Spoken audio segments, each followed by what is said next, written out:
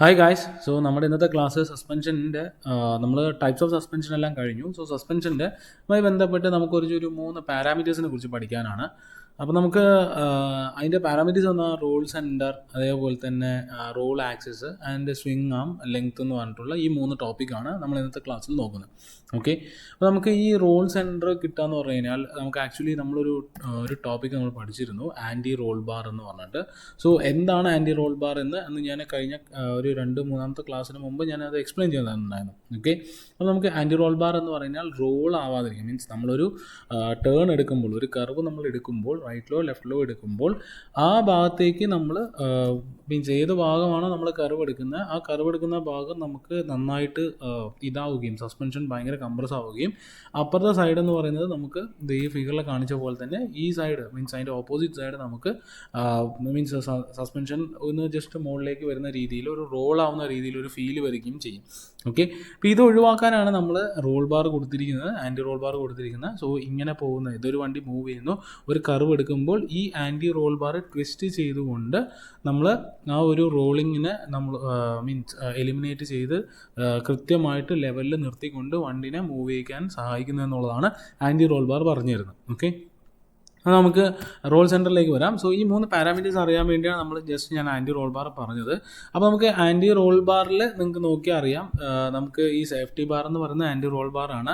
അപ്പോൾ ഇത് നമ്മൾ റൊട്ടേറ്റ് ചെയ്യുമ്പോൾ 2 രീതിയിലുണ്ട്. അപ്പോൾ നമ്മൾ കർവ് ഇങ്ങനെ എടുക്കുകയാണെന്ന് വിചാരിച്ചു, അപ്പോൾ ഈ ഭാഗം താഴുകയും ഈ ഭാഗം പൊന്തുകയും ചെയ്യും. അപ്പോൾ ഇത് നമുക്കൊരു ലെവലില്ലാത്തൊരു ഒരു കർവാണ് നമ്മൾ എടുക്കണമെന്നുണ്ടെങ്കിൽ പെട്ടെന്ന് നമ്മൾ സ്റ്റിയറിംഗ് ഒന്ന് ഫൗൾ സൈഡ് തിരിക്കുകയോ ചെയ്ത് കഴിഞ്ഞാൽ ഇത് റൊട്ടേറ്റ് ചെയ്യാൻ ചാൻസ് ഉണ്ട് അല്ലേ.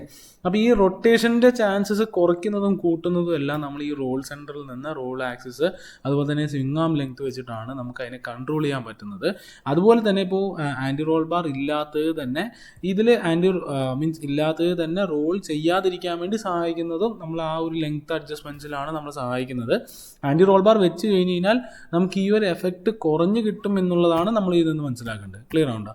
അപ്പോൾ നമുക്ക് ആൻറ്റി റോൾ ബാർ വെച്ച് കഴിഞ്ഞ് കഴിഞ്ഞാൽ നമുക്ക് ഏകദേശം ഈ ഒരു എഫക്റ്റ് നമുക്ക് കുറയ്ക്കാൻ നമുക്ക് സാധിക്കും. ക്ലിയർ ആണോ? അപ്പോൾ നമുക്ക് റോൾ സെൻറ്റർ എന്താണെന്ന് നമുക്ക് നോക്കാം. ഇപ്പോൾ റോൾ സെൻറ്റർ എന്ന് പറഞ്ഞു കഴിഞ്ഞാൽ വെഹിക്കിള് നമ്മൾ കർവോ മറ്റോ നമ്മൾ എടുക്കുമ്പോൾ ജസ്റ്റ് ഇങ്ങനെ റോൾ ചെയ്യാനുള്ളൊരു ഈ ഒരു രീതിയിൽ റോൾ ചെയ്യാനുള്ളൊരു ടെൻഡൻസി കാണിക്കും. ഇങ്ങനെ മറിയാം. അപ്പോൾ ഇത് ഇങ്ങനെ മറിഞ്ഞ് പോകുന്നത്. ഓക്കെ, ഇങ്ങനെ റോൾ ചെയ്യാനുള്ളൊരു ടെൻഡൻസി കാണിക്കും. അങ്ങനെ റോൾ ചെയ്യുമ്പോൾ ഇതിലൊരു സെൻറ്റർ ഉണ്ടെന്നും ഈ സെൻറ്റർ വെച്ചിട്ടാണ് ഇത് റോൾ ചെയ്ത് പോകുന്നു എന്നുള്ളത് മനസ്സിലാക്കുക. ആ സെൻറ്ററിനെയാണ് നമ്മൾ റോൾ സെൻറ്റർ എന്ന് പറയുക. അപ്പോൾ ഓരോ വെഹിക്കിളിനും ഓരോ റോൾ സെൻറ്റർ ഉണ്ട്. ആ റോൾ സെൻറ്റർ ഡിഫൈൻ ചെയ്യുന്നത് ആ വണ്ടിയുടെ സസ്പെൻഷൻ സിസ്റ്റമാണ് ഡിഫൈൻ ചെയ്യുന്നത്.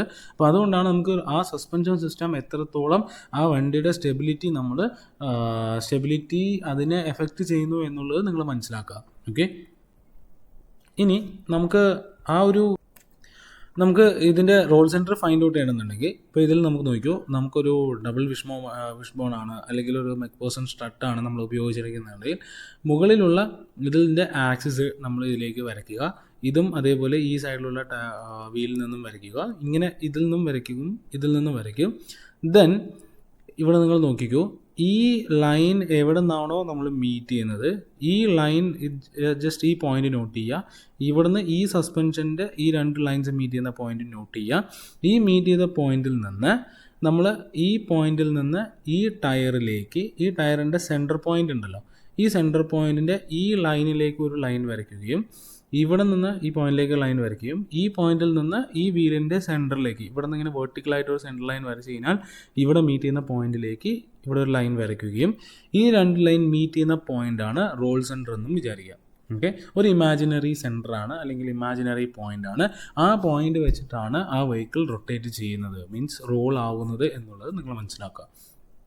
ക്ലിയർ ഉണ്ടോ? ഒരു വെഹിക്കിൾ സൈഡിൽ നിന്ന് അങ്ങനെ മറിഞ്ഞു പോയി കഴിഞ്ഞാൽ ആ റോൾ ആവുന്നത് ഈ റോൾ സെൻറ്റർ വെച്ചിട്ടാണ്. ഇപ്പോൾ നമ്മുടെ ഓട്ടോയുടെയൊക്കെ റോൾ സെൻറ്റർ ഭയങ്കര ചെറുതാണ്. മീൻസ് ഇതിൻ്റെ ഈ റോൾ സെൻറ്റർ നമുക്ക് ഈ റോൾ സെൻറ്റർ ഡിഫൈൻ ചെയ്യുന്ന ഈ ലെങ്ത് എത്രത്തോളം നമുക്ക് ഇൻക്രീസ് ചെയ്യാൻ നമുക്ക് സാധിക്കുന്നോ അത്രത്തോളം റോളിങ്ങിൻ്റെ എഫക്റ്റ് നമുക്ക് കുറയ്ക്കാൻ പറ്റും. ഇത് എത്രത്തോളം നമ്മൾ ചെറുതാവുന്നു, ഈ പറയുന്ന ലെങ്ത്ത് നമുക്ക് എത്രത്തോളം നമുക്ക് ട്രാക്ക് എന്നാണ് നമ്മളതിനെ പറയുക. ആ ട്രാക്ക് നമുക്ക് എത്രത്തോളം നമുക്ക് റെഡ്യൂസ് ചെയ്യുന്നോ ആ റെഡ്യൂസ് ചെയ്യുന്നതനുസരിച്ച് ഇതിൻ്റെ റോളിങ്ങിൻ്റെ സെൻറ്റർ മാറുകയും ആ റോൾ സെൻറ്ററിൻ്റെ ഈ ഒരു ഇന്നെബിലിറ്റി കാരണം വണ്ടി പെട്ടെന്ന് മറിയാനുള്ള ചാൻസസും കൂടുതലാണ്. അപ്പോൾ റോൾ സെൻറ്റർ എത്രത്തോളം നമുക്ക് ഇമ്പോർട്ടൻസ് ആണ് എന്നുള്ളത് നിങ്ങൾ മനസ്സിലാക്കുക. ഓക്കെ, ദെൻ ഈ ഒരു പോയിൻ്റാണ് ഇൻസ്റ്റാൻറ്റേനിയസ് സെൻറ്റർ എന്ന് പറയുക. ഇതൊക്കെ നിങ്ങളെ മെക്കാനിക്സിലും അതുപോലെ തന്നെ MOSലൊക്കെ നിങ്ങൾ പഠിച്ചു പോയ കാര്യങ്ങളാണ്, ഞാനിവിടെ പറഞ്ഞു പോകുന്നില്ല. ഇനി ആ ഒരു ആക്സിസ് എന്ന് പറഞ്ഞാൽ നമുക്ക് ഇപ്പോൾ ഒരു കാറാണ് അല്ലെങ്കിൽ ഒരു 4 വീലറാണ് അല്ലെങ്കിൽ എത്ര വീലറാണെങ്കിലും ആ വീൽസിൽ തമ്മിൽ ഓരോ ഇതിൽ തമ്മിൽ നമുക്ക് റോൾ സെൻറ്റേഴ്സ് ഉണ്ട്. ആ റോൾ സെൻറ്റേഴ്സ് തമ്മിൽ ഇപ്പോൾ 6 വീലാണെന്നുണ്ടെങ്കിൽ ഇവിടെ 2 വീൽസ് ഉണ്ടാവും. അതിൻ്റെ എല്ലാത്തിൻ്റെയും റോൾ സെൻറ്ററിലൂടെ ഒരു ലൈൻ പാസ് ചെയ്ത് പോകുന്ന ആ ലൈനെ നമ്മൾ റോൾ ആക്സിസ് എന്ന് പറയും. ആ ആക്സിസിലാണ് വണ്ടി റോൾ ചെയ്യുക എന്നുള്ളത് മനസ്സിലാക്കുക. ഓക്കെ, ദെൻ സ്വിംഗ് ആം ലെങ്ത്. സ്വിംഗ് ആം ലെങ്ത് എന്ന് പറഞ്ഞാൽ ഇവിടെ ഞാൻ കാണിച്ചിട്ടുള്ള ഈ ലെങ്ത്തിനെയാണ് സ്വിംഗ് ആം ലെങ്ത് എന്ന് പറയുക. ഈ സസ്പെൻഷൻ സിസ്റ്റത്തിൻ്റെ ഇത് മീറ്റ് ചെയ്യുന്ന ഈ പോയിന്റിൽ നിന്നും ഇതിലെടുക്കുമ്പോൾ ഇവിടെയുള്ള വെർട്ടിക്കൽ ലൈനിൽ നിന്ന് ഇവിടെയുള്ള പോയിന്റ് വരേക്കുള്ള ലെങ്ത്തിനെയാണ് സ്വിംഗ് ആം ലെങ്ത് എന്ന് പറയുക. ഈ സ്വിംഗ് ആം ലെങ്ത് നമുക്ക് എത്രത്തോളം ഇൻക്രീസ് ചെയ്യിക്കാൻ നമുക്ക് സാധിക്കുന്നോ അത്രത്തോളം റോൾ സെൻറ്റർ നമുക്ക് പക്ക ആ ഒരു റോൾ സെൻറ്ററിലേക്ക് കൊണ്ടുവരാൻ നമുക്ക് സാധിക്കും. അപ്പോൾ ആ സ്വിംഗ് ആം ലെങ്ത് കൂടിക്കഴിഞ്ഞ് കഴിഞ്ഞാൽ നല്ല ക്യാമ്പർ ആംഗിളിൽ വെഹിക്കിൾ വേർട്ടിക്കൽ കറക്റ്റ് പൊസിഷനിൽ വെഹിക്കിൾ മൂവ് ചെയ്ത് പോവുകയും നല്ല സ്റ്റിയറിംഗ് എഫക്റ്റ് കിട്ടുകയും സസ്പെൻഷൻ എഫക്റ്റ് നല്ല രീതിയിൽ കിട്ടുകയും നമുക്ക് ചെയ്യും. അപ്പോൾ നമുക്ക് സ്വിംഗ് ആം ലെങ്ത് എത്രത്തോളം നമുക്ക് കൂട്ടാൻ നമുക്ക് സാധിക്കുന്നോ അത്രത്തോളം നമുക്ക് വണ്ടിയുടെ സ്റ്റെബിലിറ്റിക്ക് നല്ലതാണ്. റോളിംഗ് നമുക്ക് കുറയ്ക്കാൻ നമുക്ക് സാധിക്കും. അതുകൊണ്ടാണ് നമുക്ക് SUV പോലുള്ള വണ്ടികളിലെല്ലാം SUVസിലെല്ലാം നമുക്ക് സ്വിംഗ് ആം ലെങ്ത് കൂടുതലാണ്. അതുപോലെ നല്ലൊരു വണ്ടികളിലെല്ലാം സ്വിംഗ് ആം ലെങ്ത് കൂടുതലാണ്. ചെറിയ ചെറിയ കുഞ്ഞു വണ്ടികളിലാണ് സ്വിംഗ് ആം ലെങ്ത് കുറവ്.